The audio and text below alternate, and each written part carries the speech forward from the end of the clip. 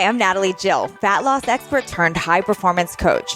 When odds are stacked against us, how do we shift and create everything from nothing? How do we level up when we aren't feeling it yet or we've had a big setback?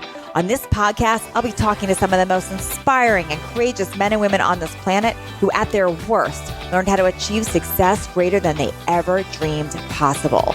Leveling up and creating everything from nothing.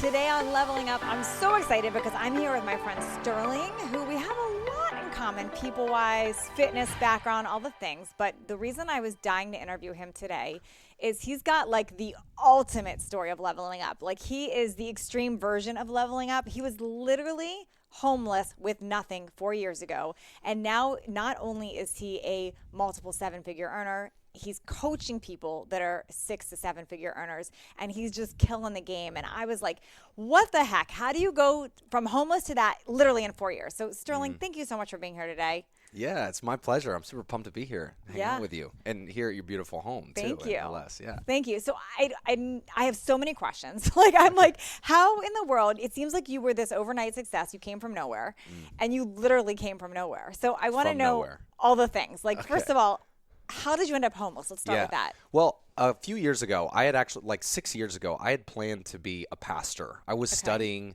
Christianity really intensely at a graduate school. So are you familiar with seminary? Have you heard that term before? A little bit. Seminary is like graduate school for ministers or evangelist pastors. And I had been studying there because I had grown up. Since I was 16, I became a Christian. I was super hardcore. I was all about it.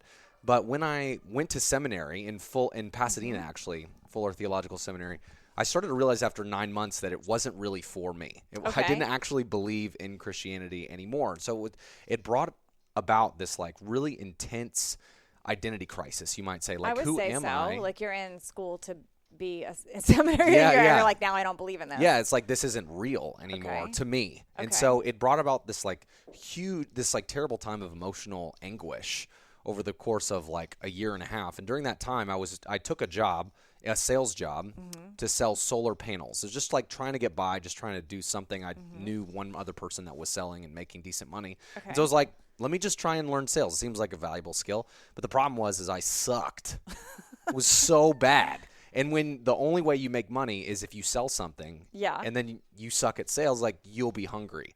And yet I had this ridiculous dogged persistence that I'm just going to make this work. Instead of having the approach, let me try something else or get some support or mentorship, I was like, let me do it all on my own. Let me just push harder and eventually it'll work out. Didn't work out. Didn't happen. And so with that, it got so bad to the place where I had even maxed out my credit cards trying to pay rent. And then were you like a commission-only salesperson in this Commission job? only, yeah. With no skill set in sales. With no skill set, with no background. Yeah, it's a bad combination, bottom line. And so I'm selling next to these guys that are from Utah. There's these Mormon guys, LDS guys that are trained on doing door-to-door and selling because that's what their religion teaches them to do. And so they're just able to handle anything, can sell anything. And I'm over here super like a little shrimp, hey, can you buy my thing? That's and nobody wants to buy. So were you knocking on doors? Literally knocking on doors. Yeah, actually in Southern California. Sometimes I'd come down here to San Diego, but mostly it was in the Inland Empire. It was in Fontana. Yeah, people don't even want to answer the door to that, so you already had to battle that. Yeah. It was not fun, but it did teach me a level of persistence and focus and emotional independence that I didn't have before that. It's I have a level of perseverance that most people that have never done that can't even imagine, because most people are easily quit at things. I mean, your husband Brooks, he's in the Navy SEALs, right? Yeah. Well, so he went through SEAL training. Yeah, they went through SEAL training, so he knows about perseverance when shit gets tough. Yeah, so this is the Navy SEALs of business is doing door-to-door sales. But anyway, I basically didn't pass because I eventually I couldn't even afford the $250 a month rent to stay in the 2-bedroom place where there were already 4 other people living there. That's already super inexpensive for rent. So and I was sleeping on the floor in the living room, but eventually I couldn't even afford the $250, and they're like, you got to move out, bro. And so I moved into my Honda Accord at that time. Yeah, and I was homeless for 5 months after that. Okay, so many things coming up because first of all, why didn't you ask your friends or family, can I come couch surf? Why was that not an option? Well, it was. I could have moved back to Florida or Louisiana to live with them, but I really wanted to be here in Southern California. I'd moved here to go to school, and I just love this area so much. And I'm like, you know what? As long as I can eat enough to survive, I'm going to try and stay here. I'm going to try and make it work. But what happens there? Because like I think that's like literally rock bottom. Like most people, you have setbacks, you have failures, whatever. Totally. But that's like, okay, now I'm living in my car. Like, what makes you keep going with that? Like, I think so many people would be done with that. Well, shortly after I went homeless, or right actually about the time that I went homeless, I went to a seminar with Tony Robbins, Unleash the Power Within, his big like 50-hour 4-day event. Have you been to it? How'd you afford that? No, I didn't. But how'd you afford it? Well, I'd saved up for 9 months. Like I'd put together every available dollar to attend this event. And so it was more important to me to go to that than to pay rent. That's crazy. Yeah, because it was like, this has the key to a better life. I'm in a really bad emotional place. I need something else. I don't have the answer myself for how to feel better, for how to be better. And so I've got to go and see Tony. Hopefully he has some answers for me. Right. And so I went to that, and out of that seminar, I had this new belief that I could become a trainer. Now, I had a big fitness transformation the year prior. And I'd had a bunch of people ask me, well, how the hell did you do that? Like, can you show me how to transform my body? Can you show me how to get abs or lose weight or things like that? And I'd never had the confidence that I could help those people too. I'd always had this imposter thing come up. Like, oh, yeah, I had the transformation, but I'm not good enough to be able to help other people. But when I went to see Tony, what Tony's so great at is helping you rewire your beliefs, change your beliefs so that you change your reality. And after that event, I was like, you know what? I can do this. I am capable. And one of the most powerful things that he did at that event that showed me that was he talked over and over again about where he came from. About he came from poverty, came from a broken family. Like his family was all messed up. Like he didn't grow up in an environment where personal development was the norm. Yeah. He created who he is on his own with the help of mentors along the way and with intense passion and focus. Sure. And so in hearing that, I'm like, well, if Tony can do that, I took the approach that if I see this guy come from nothing, I'm at nothing, then why not me too? Why can't I make something of myself and help other people get paid for it? That was like my dream. I want to help other people experience this gift of confidence, this gift of security, of empowerment that comes from fitness, that had come for me from fitness. And so it was then that I was like, you know what? Whatever it takes, I'm going to try and give my best to make this work. So you made this decision there. You're fired up, which is seminars, no matter what it is, I think does that for you. It's like you when you're in the experience. So you leave that like completely fired up. And then how did you even know where to start? Like what happened? Well, that's a great question. When I was at the event, Tony said something which forever changed my life. It's 4 days, and it's like 12 hours a day. I mean, it's really, really intense. But you're parked right out front, so you can sleep in your car right after. Exactly. No problem. You don't have to go anywhere. Yeah, so I had nothing better to do, so this was great. But on the fourth and final day, Tony said something, and this was like something where everybody in the audience was like leaning forward to hear what he said. He said, if you take nothing else from this entire 4-day event, but what I'm about to tell you, it will have been worth it and your life will completely change. What he said. And of course, when he says that, everybody's like, at the notes to the pen to the paper, let's get it. And he said, proximity is power, and who you surround yourself with is who you become. Take a look at your life right now. See the people that are closest to you. Do they have the life that you want? Do they have the body that you want? Do they have the income that you want? If not, get into a different room. Get around different people.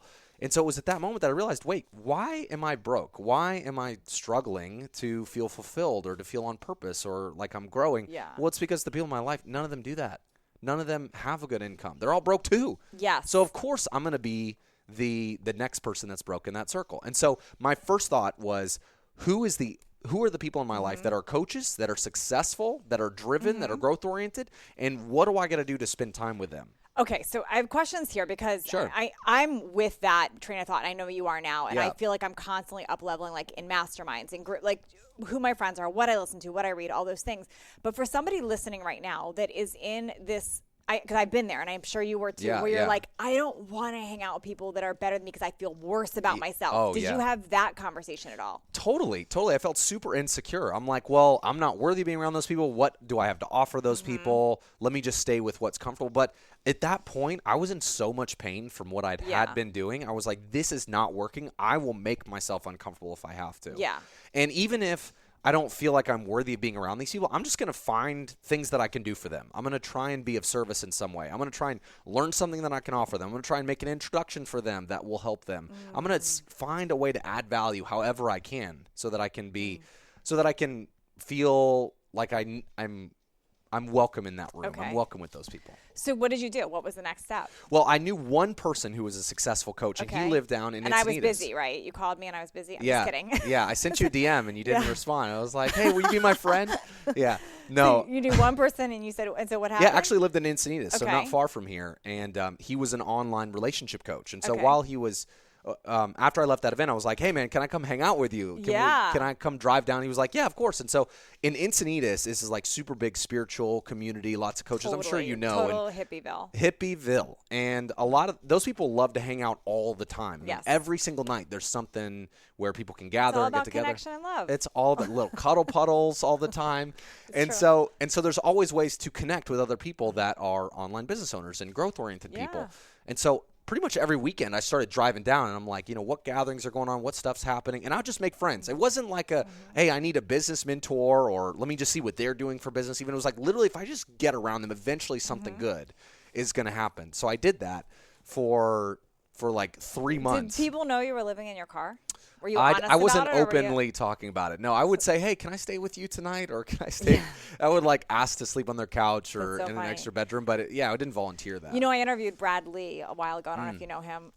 He's in Vegas. But I don't know him. It was so funny because I was asking about failures, and he had said that he was homeless living on the beach. And I said, well, isn't that a failure? And he said, no. He said, because I had beachfront property. I was living on the beach. And it was such an interesting comment because it was like all perspective. Yes. It just made me think of that. Like, you could really invent yourself and be anything. Like, you could say, I have beachfront property. Yeah, You don't know it's your car. Yeah. Yeah, well, and that's the thing is, like, I'm living in Southern California. I didn't feel sorry for myself during this time. Now, I felt sad. I was like, well, I should be doing better for myself than this. Like, okay, wait, I've got some questions here, too, because I know someone listening wants to know this. I just got some, like, maybe they're girly questions. I don't know. But, like, where did you take a shower? Where did you, like, how did you cook your food? Oh, the gym. So you still had a gym membership? Yeah, the gym membership is $40 a month, 24-hour fitness, and you get a shower there, change clothes there. Yeah.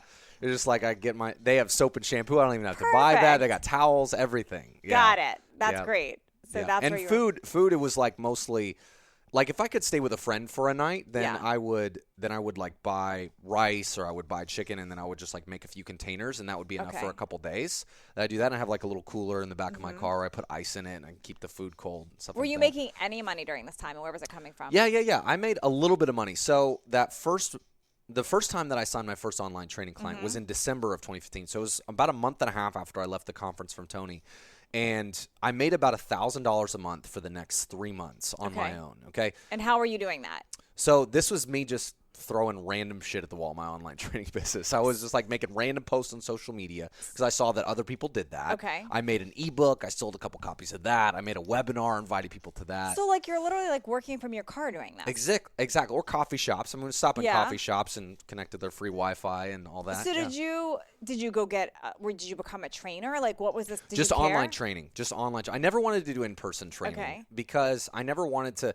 I always had the vision of I want to build a system. I want to build a business that works whether or not I show up. Now it's not going to be that way to start, but I didn't want to go into in-person training. I wanted the freedom to work from my laptop, from my cell phone. And because I'd seen my car. Exactly. Now I'd seen people do that. I saw one guy who was an online trainer successfully doing that. Like he would travel the world and work from his laptop. He was only working like 15 to 20 hours a week, 19-year-old kid. And I was like, well, shit, if this 19-year-old scrawny kid can do this, like, why not me? So, okay, a couple questions there. Like, what did online training look like? Did that mean, like, you were literally, like, face-to-face looking at them, training them? No. Okay. So online training in this context is really for the person who already knows about how to work out. They already know how to do the movements, but they need that higher level of accountability. They need that higher level mindset work. Okay. And so the way that online training works and the way that I teach my students to structure it now is you're going to give people exercise plans. You're going to give them nutrition plans that are customized for them. And then you're going to do daily or weekly accountability to make sure they follow through. Got it. Because here's the thing. You've been in fitness a long time. It's not about people knowing what to do. Most of them, almost all of them know what to do. It's about how do you get them to structure it in a way in their life where they actually follow through and they stay consistent. That's brilliant. So it's simple because it's very simple. So how did you, if you sucked at sales, because you said you sucked at sales. I didn't say that. You said it. It's true. How did you get the first client? Well, the first client, I actually asked my friend who was an online coach. I said, hey, do you have a sales script that you use when you're selling your coaching? And he was like, yeah. And so he sent me his sales script. And this is actually why I give away my sales script for free for fitness coaches now, is because somebody gave me theirs when I really needed it. And what was the sales script? What did you do? What did you say? It was literally like setting the frame at the beginning, asking them their goals, their challenges, like doing the gap. This is all just like normal sales stuff to me now, but It was all foreign to me. And if it gets worse, what would that look like? Yeah, exactly. Okay. Yeah, so tell me about what you say to yourself when you're alone and you look at yourself in the mirror. I've never asked that question, but that's a good one. I should add it in. Well, there's some like really, because here's the thing in sales, and maybe we'll talk about this, maybe we won't, but in sales, like you have to get people to feel pain.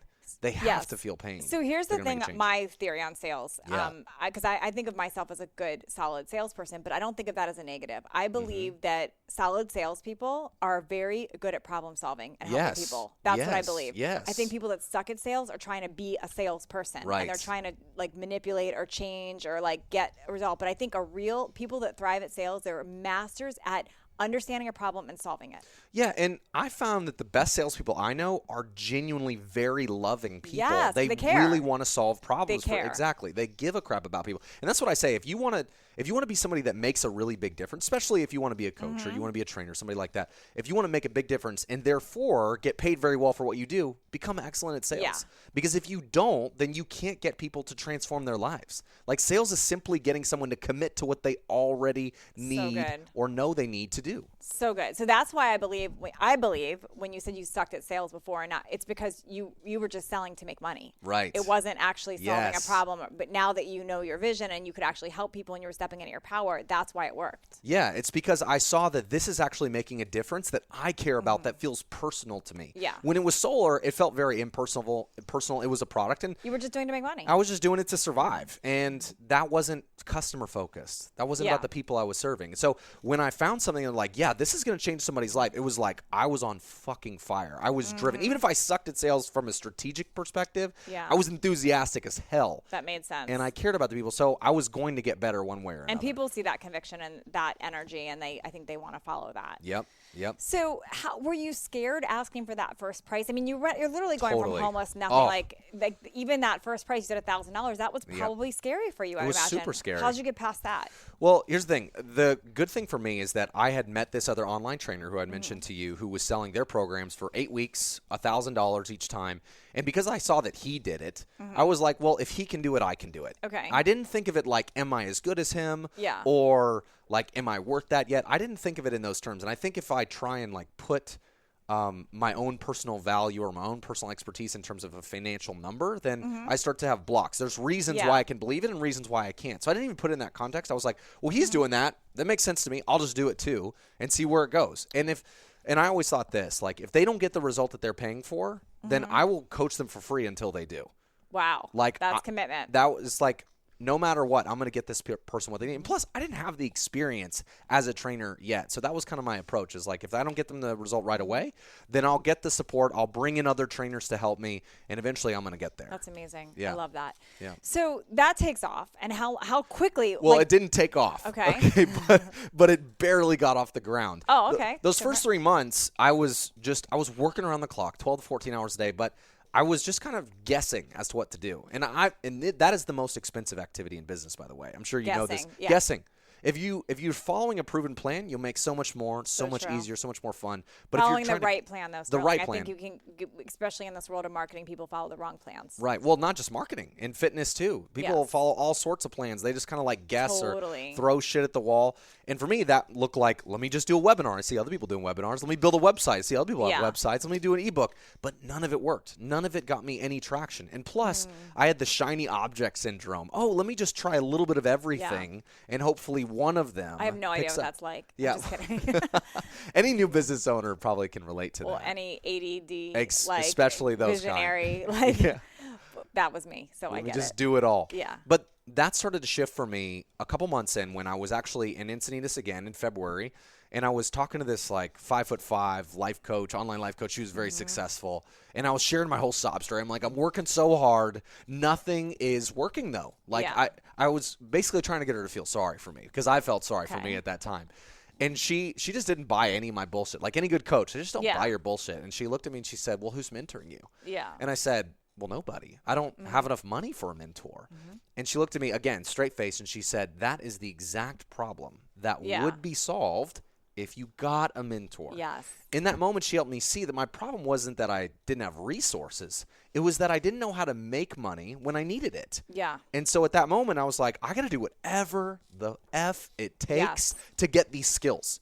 because my problem isn't that I don't have money. It's that I can't make it. Oh my gosh, so true. I interviewed Dan Locke, and I'll never forget that he said that. He said that the big takeaway I had from him was that people get so stuck on their financial or their money problem, and it's never a financial, money, or debt problem. It's always a lack of skill problem. Yes, because once you have the skills, you'll have money the rest of your life. Yes. I remember when I first really learned sales, when I first had confidence in my ability to sell, I was like, I'll never go homeless again. I'll never be hungry again, because it's literally impossible. I have this whenever I need it at the drop of a hat. And so that was the realization in that moment, is like, I need the skill of generating leads. I need the skill of attracting people to buy my training. And once I have that skill, then I'll be good.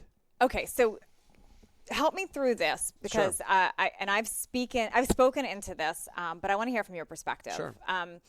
Because I know there's listeners saying, okay, because so many people operate from, when I have, I will be this. Like the have, they do it backwards, not the be do have. So they're listening to you right now saying, okay, got it, need a mentor. I don't have the money. When I have the money, I will. Yep. You didn't have the money, and you figured out you needed. So what did you do? How did you get to that spot so you could have that mentor? Well, the beautiful thing about where we live in the world, Natalie, is that there's this wonderful thing called credit, where you can use other people's money to get skills for yourself. And in that moment, I was like, well, I don't have room on credit cards, because I'd use those. I'd max those out to pay for rent and food and things like that. But what I do have is I have some people in my life, namely my parents, who an IOU to. That's right. Who I could get a loan from. I could tell them, hey, I really need this money for this business coaching thing. And hopefully they would do that. So that's exactly what I did. I went to, and I was super embarrassed, honestly. And I think a lot of people are embarrassed to ask somebody else for money, because I wanted the pride that's like, oh, I did this on my own. Like nobody else helped me. But here's the thing. There's nobody that's successful that's self-made. So give it up now. Give it up. Try to be self-made now. It's like you can either have your ego, or you can have your vision, your dream. What's it going to be? And for me, it was like, I'm going to have the dream. Okay, so if your parents had said no to you, what would you have done? I would have kept asking all my friends. Everyone. Yep, I would have asked everybody. I would have literally never stopped. I would have ended up on the side of the street asking people if I had to. And then how'd you figure out what mentor to hire first? Because that's a mistake people make too. They hire the wrong one, or they look for a budget one, or like, how did you even know who to look for? Well, thankfully, again, I was in this community of coaches, and so I was in a referral network where I could ask people, well, who should I hire for my specific business? And so the woman who'd asked me that question, I asked her, I said, well, who do you know that can mentor me? And she said, well, I know a guy, and he helps fitness coaches in particular to help grow their businesses. His name's AJ Mirzad. Okay. And so I was like, can you intro me to him? And so she did. And literally the next week or a week and a half later, I'd signed up after my parents sent me over the money to pay for it. That's amazing. For that first payment for it, yeah. So, and I've said this before on interviews, but I really believe when people listen, you all listening, when you invest in a coach, it's not investing in the coach, it's investing in you. Right. And I didn't understand that for years, but it really is, because we make, when you put money towards something, like that is, you have to think of it that way. Like you're putting it in an investment in you. And if you can't invest in yourself, like then you've got to really rethink that. Like, do you really have a good plan? Are you really worth something? Like you have to invest in yourself first. Right. It's so true. People miss it. They think it's going to the coach. It's for their investment. It's for their own level of commitment towards their goal. Yeah. You see, because a lot of people vote with their dollars about the things that they care about. And right now, you and I are either spending our money on things that are going to help us get where we want to go in life, or are things that are going to help us keep our life the way that it is right now. And so if somebody wants to make a shift, whether that is they want to grow a business, or they want to change their body, whatever, start putting more money towards that. Yes. Start putting more money towards your growth and development, because when you do, you'll start to pay really close attention to that area of your life and automatically improve it. I also think when you invest in yourself and when you also invest in charity, both those things, it comes back like tenfold, always. Growth and contribution. Yeah. Growth and contribution are the places where you're going to get way more return back than you put out. Always. It's never failed me with that. Okay, so there's a gap. I want to say this. I want to say one more thing on this, is that how do you choose a mentor? What I did when I first went to Lauren, I said, who do you know that can help me with this? It wasn't just who do you know. It's like, who do you know that's already made this happen for somebody else? Because a lot of people... In your particular situation, too. You want to talk about your real situation. Exactly. Yeah. And I wanted to know, like, full certainty that if I showed up, if I executed, if I invested... then I would get the result that I was looking for. Yes. And so I didn't want to go with somebody that was guessing or could kind of do it for lots of different kinds of people, maybe, or that had just done it themselves. I wanted somebody that had reproduced that result in somebody else in a large group of people. And That's so amazing. that was my criteria. So you go into coaching, you learn the skills, and Yep. then I'm assuming that's when things start to really grow for you. Yeah, so that next month when I first got the strategies from AJ, I blew up. I mean, I went from I went from $1,000 to $4,000. Which is huge at that first point. Yes. Oh, it was huge. I mean, because I could pay rent that Yes. time. I had money to put gas in my car to eat 3 meals a day. I mean, it was a Totally. total transformation. But at the end of that month, I had made some payments on some like really pressing debts. I paid Okay. off my credit cards a little bit, but I didn't actually have enough money to make the second payment to AJ at that time. And so I was kind of in this conundrum, like, do I just take the skills that I've learned and move on and kind of end the coaching now? Or am I going to find a way to keep investing so that I can keep developing these skills so I really get security? And unfortunately, I didn't have any room on credit cards to make the second payment. Okay. The only asset I had left at the end of that month was my car. That was the only thing. Wow. What I had just been living in. Yeah. And I remember this internal conversation that I had that day. And it was, what does this car represent for me? Like, what is it really? And for me at the time, it felt like freedom. Like, this is my ability to get around. I can go where I need to go. I can be with people I want to be with. But then I realized, what if for a moment I can step into a different reality? Okay. What if I could see this as, if I don't let this car go right now, maybe it's actually the burden. Maybe it's actually the anchor that's holding me down, that's keeping me from my success. In that moment, I realized I need to sell this car. That's powerful because it was your security blanket. It was totally. Yeah. It was like if I couldn't pay rent the next month, I was going to move right back into it. But I was like, I have to make this work. I have to make it work So now. powerful. And so I sold it, and I invested that money into AJ. Did he know that you were selling your car for this? He didn't know. No, he didn't know until later. Yeah. He was just like, hey, I need you to pay or else, I Totally. got bills to pay like anybody. I got my bills to pay, and so I'm going to need you to pay. And I was Yeah. like, just give me a little bit more time. I was Yeah. just saying to him over and over again, a little more time. And that was when it was like, Does this he is know my... now that you sold your Oh, car yeah, for yeah, that? yeah. That's He knows. We're good incredible. friends now, Yeah. and he actually doesn't mentor fitness coaches anymore. And Totally. we partnered together on growing Life Changer, on that very thing.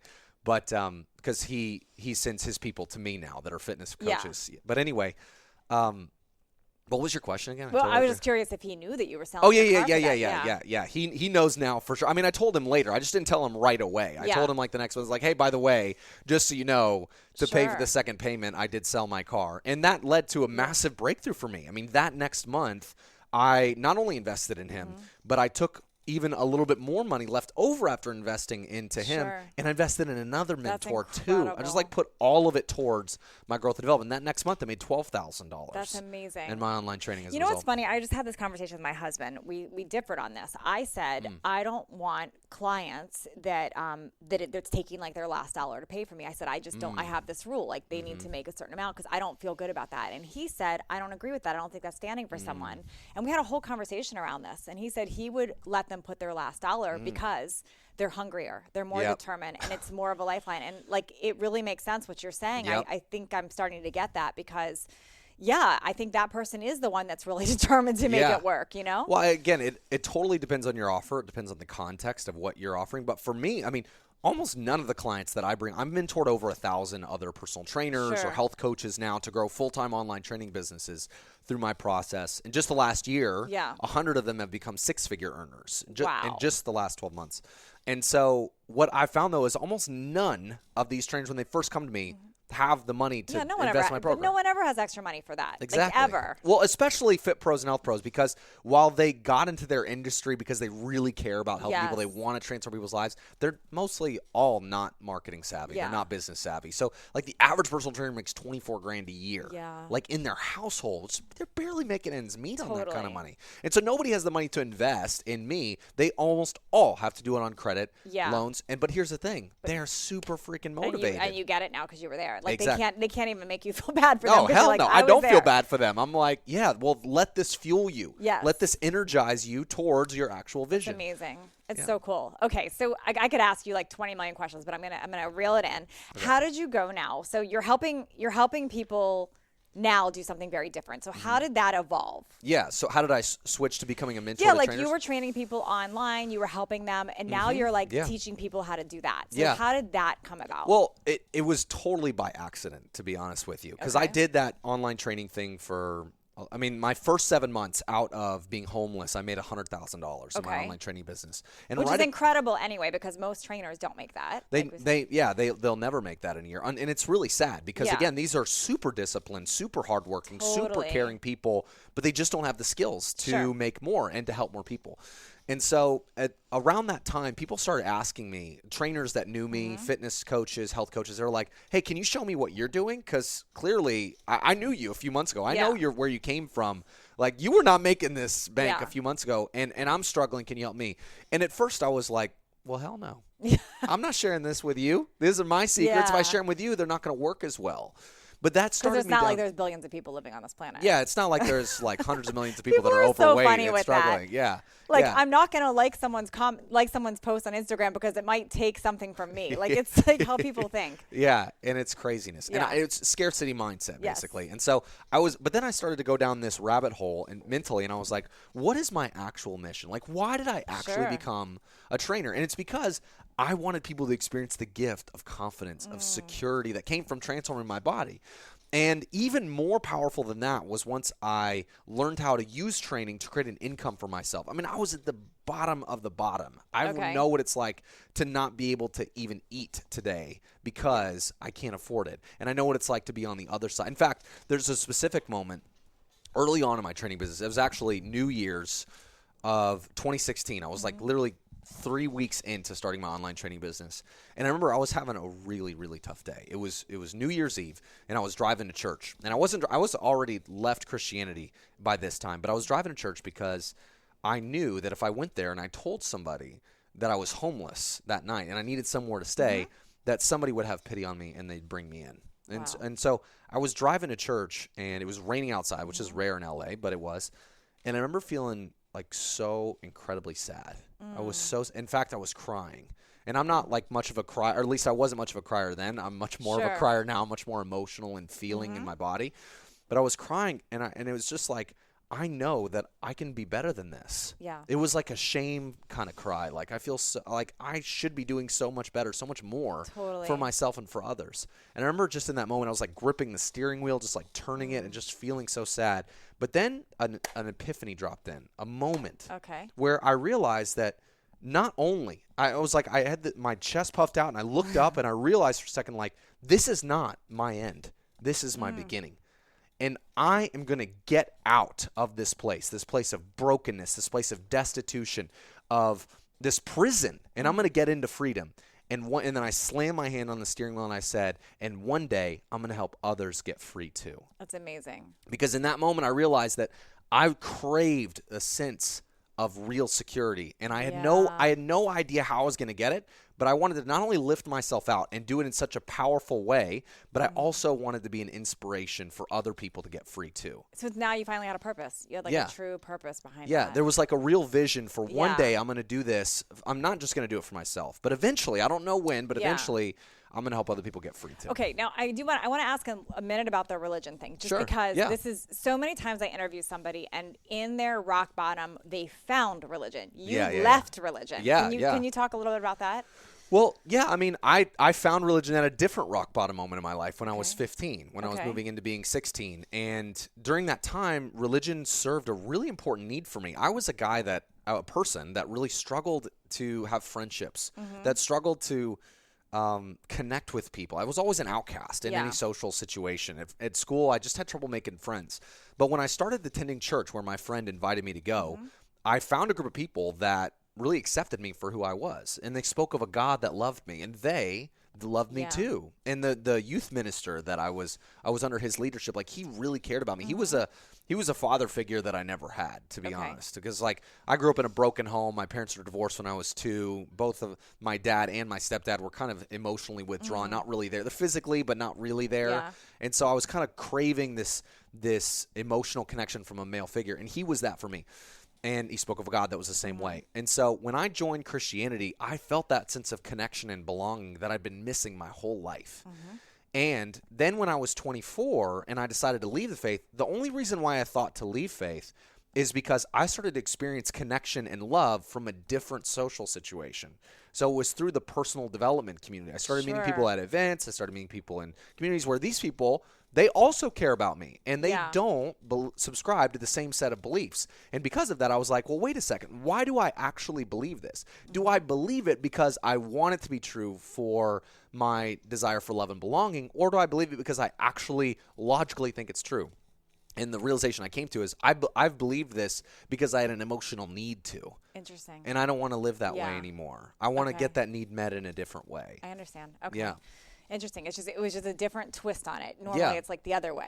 Yeah, So, and I think it works yeah. both ways. I think that religion can serve a really beautiful purpose in people's lives, and I don't sit here ever and say, hey, don't believe in any particular religion. Like, do something that energizes you, that makes you want to be a better person, that makes you show up in the world in a way that makes you proud. Believe whatever gets you there. Yeah. And for me, that required a different belief shift. That's amazing. Okay.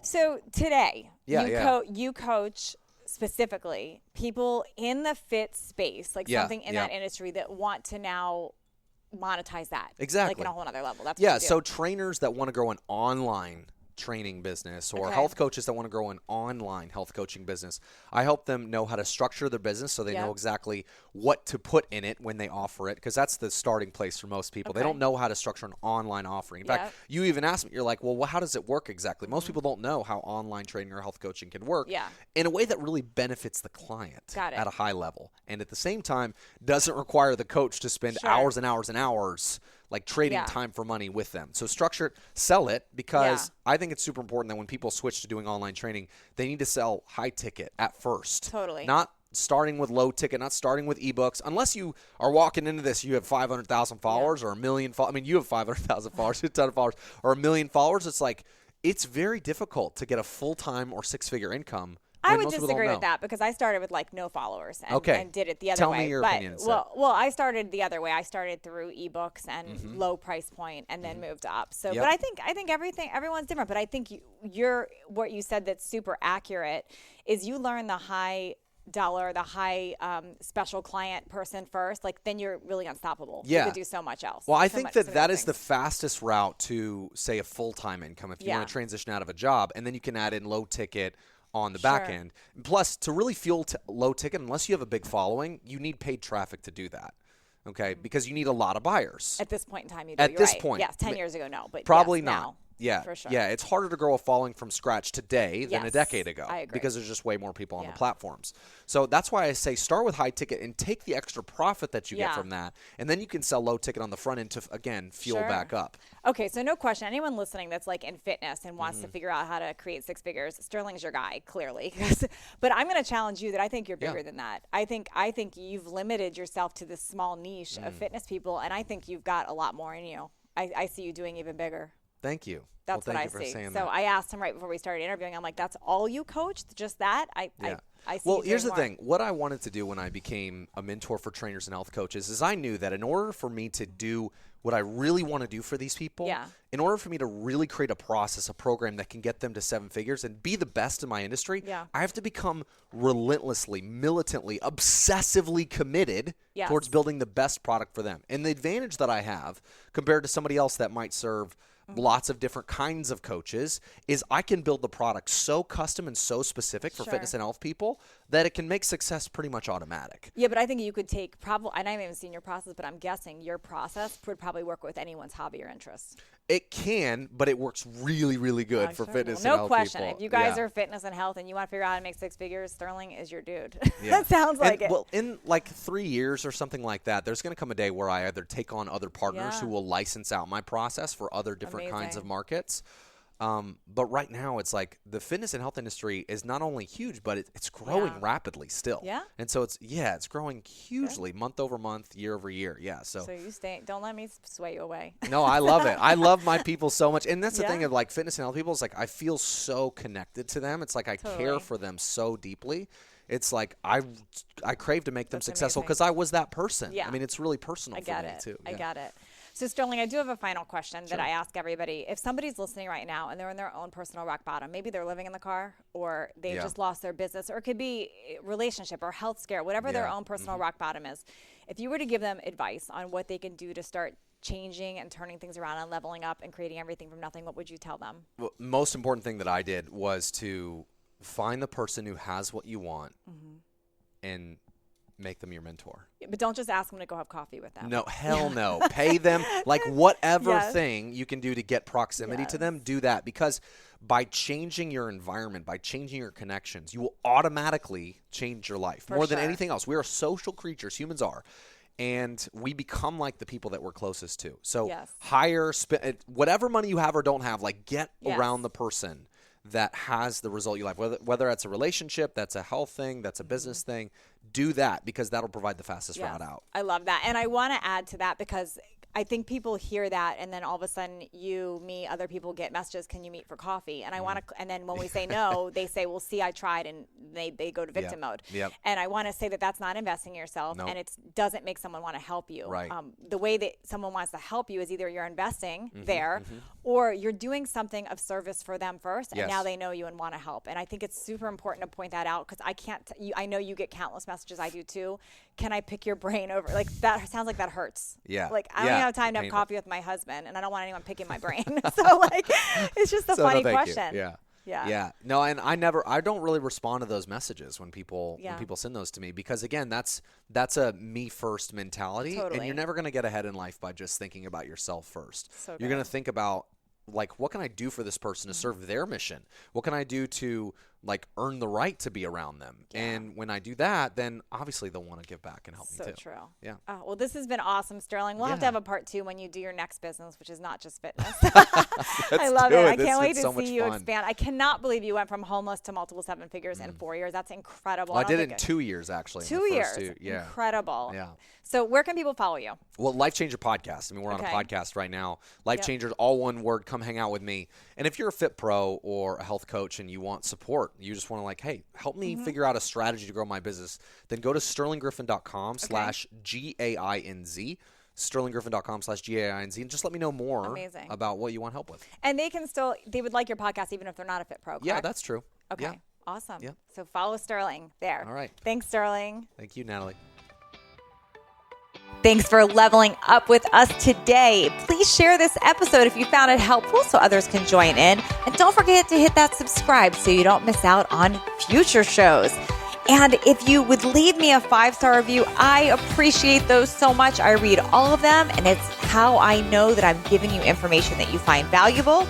And come interact with me over on Instagram at NatalieJillFit. I read all the direct messages and comments over there. Make it a great day, creating everything from nothing.